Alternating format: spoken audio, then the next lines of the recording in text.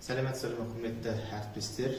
Мен Астана қаласы Нұра ауданының Қайымхан атындағы нөмірі 90-шы гимназиясының информатика пәні мұғалімі Юсіп Юстан Ерғалиұлы боламын.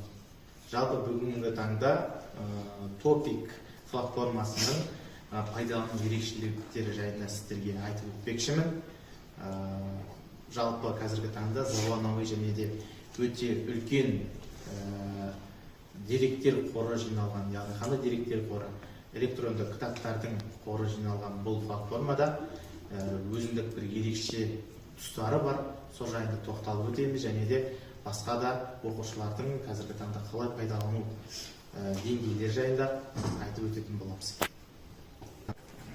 Жалпы әріптестер, қазіргі таңда топик платформасының ерекшеліктері жайында өте қызықты мәліметтер өте көп.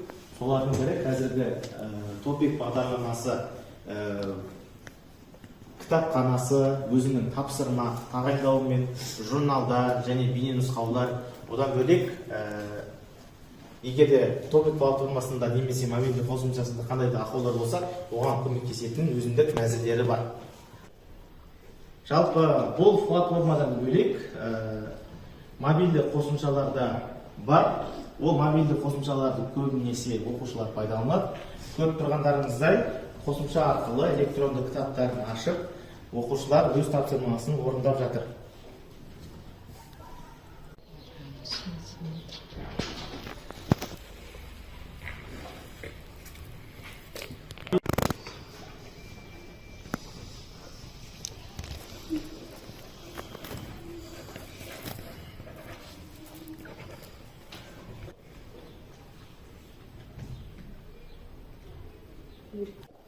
Ал енді келесі кезекте, құрметті әріптестер, топик платформасында оқу және белсенділікті бақылауды қалай жүзеге асыруға болады, сол жайында жасаған презентациямызды көретін боласыздар.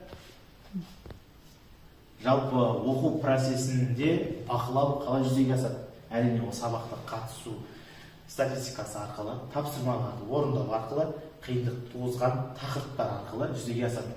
Ал мұғалімнің белсенділігі топик платформасында өткізілген сабақтар саны, кері байланыс беру жиілігі арқылы, бағалау динамикасы арқылы әрине жүзеге асады. Қолданушылардың белсенділігі кірген адамдардың санына, көп қаралған бөлімдері арқылы жұмыс жасайды. Ал мониторингтің визуализациялаулары, ол әрине сабақтарға қатысу графигі, тапсырманы аяқтау статусы, қолданушының белсенділігі болып табылады. Енді оқу процесінің диаграммалық көрінісін топик платформасында қалай ұсынуға болады десеңіздер, мінекей жалпы қысқадан нұсқа көрінісі осылай көрінеді. Және де мұғалімдердің белсенділігінің диаграммасы көріп тұрғандарыңыздай осындай көрсеткіштер арқылы көрсетсек болады. Жалпы қорытындылай келе, топик платформасында оның белсенділігін арттыру қалай жүзеге асады десеңіздер, оның өзіндік қадамдары болады. Ол бірінші жүйелі бақылау, мұғалімдерді қолдау және де платформаны жетілдіру. Көріп тұрғандарыңыздай, жүйелі бақылауды әрине оқу мен белсенділікті көрсеткіштер тұрақты талдау болып табылады. Ал мына жердегі мұғалімді қолдау, бұл белсенділікті арттыруға бағытталған өзіндік бір семинарлар арқылы дамытуға болады. Және де платформаны жетілдіру, бұл негізі пайдаланушылардың кіру арқылы, онда қандай ақаулықтар болып жатыр, яғни тәжірибесін іске асыру арқылы, не болмаса аналитикалық құралдар деп айтамыз, біздегі базалық жүйелерді басқаратын негізгі жүйелерді тоже дамыту арқылы іске асыруымызға болады. Жалпы осылай платформамыздың өзіндік диаграммасын және де статикалық мониторингін осындай кейіпте дамытсақ, топик бағдарламасын қолданушылар көп қолданатындай жағдайға жеткізуімізге болады.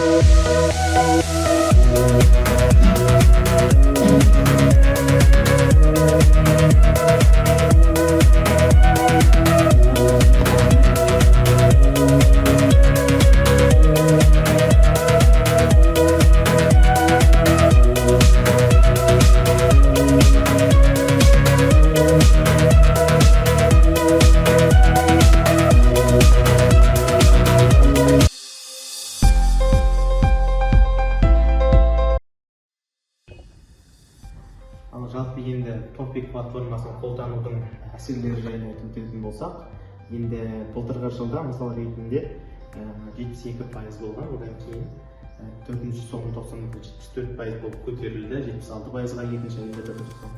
Ал кейіннен келе қайтадан түсіп кетті. Бірақ та биылғы жылы 82%-ға, одан кейін 85%-ға, одан кейін 87%-ға. Әрине, оны кішкене балалар білу арқылы биылғы жылы жалпы түсіндіру жұмыстары, насихаттау жұмыстарын жүргізген соң балалар көп пайдалана бастады.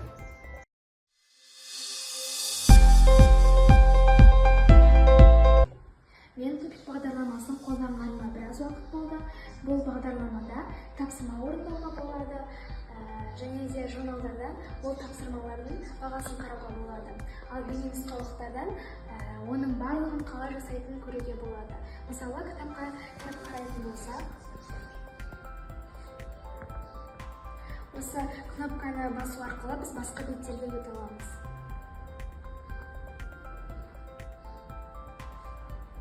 Бұл жерде барлығы жазылып тұрады. Осылай өтеміз. Маған бұл бағдарлама өте қатты ұнады. Мен көптеген кітаптарды осы бағдарламадан оқи алдым.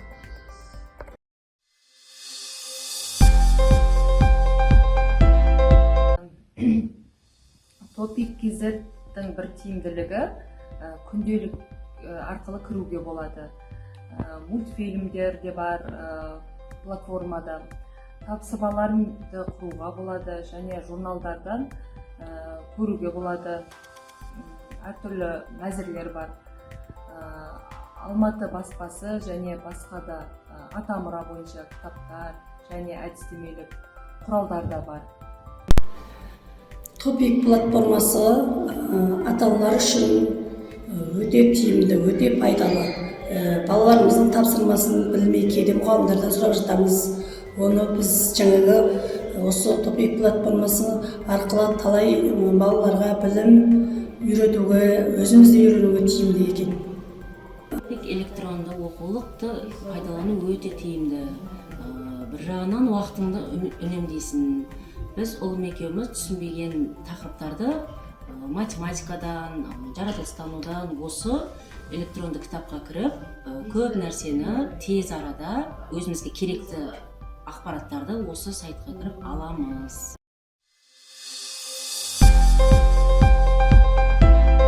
Сәлеметсіздер ме? Мен бастауыш сынып мұғалімі Төлегенова Манат Ертайқызы. Мен бүгін сіздерге топик платформасы туралы айтып бергім келеді. Жалпы топик платформасы бұл электронды кітаптардың қоры, немесе электронды онлайн кітапхана десек те болады. Бұл жерде тек қана кітаптардан бөлек жаңағы түрлі тапсырмалар, оқушыларға орындататын түрлі тапсырмаларды алып жетістікке жетуге болады. Мен қазір сіздерге топик платформасын ашып отырмын. Бұл жерде көптеген кітаптар бар. Өзіміздің кез келген қалаған кітапты алып, қарау батырмасын басу арқылы бұл жерде кітаптардың бөліміне өтеміз. Бөліміне өтіп, кез келген тақырыпты таңдап, осының ішіндегі берілген тапсырмаларды орындатуға болады. Топик платформасы өзіме жақсы ұнады, жұмысыма көптеген жетістіктер әкеліп жатыр. Оқушыларға да қатты ұнайды.